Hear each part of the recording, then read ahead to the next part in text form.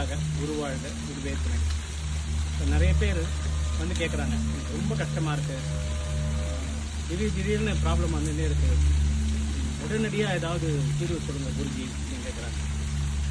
உடனடியாக உங்களுக்கு தீர்வு கிடைக்கணும்னா ஒரே ஒரு விஷயம், உங்களுடைய ஆன்செஸ்ட்ரல் டெய்டி, உங்களுடைய குலதெய்வதா என்னன்னு பாருங்கள். அந்த குலதெய்வத்தையை வணங்குங்க.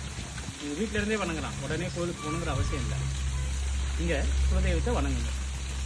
குலதெய்வத்தை வணங்க ஆரம்பித்த உடனேயே உங்களுடைய ப்ராப்ளம் கொஞ்சம் கொஞ்சமாக குறையிறத பார்க்கலாம். அதே மாதிரி வீட்டில் பஞ்சாயத்தர பூஜைன்னு வச்சுருப்பீங்க. சில பேருக்கு இருக்கும், பரம்பரையாக ஒரு பூஜை பண்ணிட்டு இருப்போம்.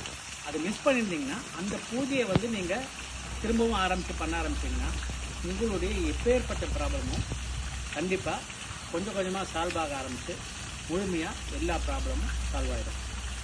இதை முயற்சி பண்ணி பாருங்கள். இது சித்தர் சொன்ன ரகசியம். துர்க்கை சித்தர் பிரானுக்கு நன்றி. நன்றாக உருவாழ்க குருவே துணை.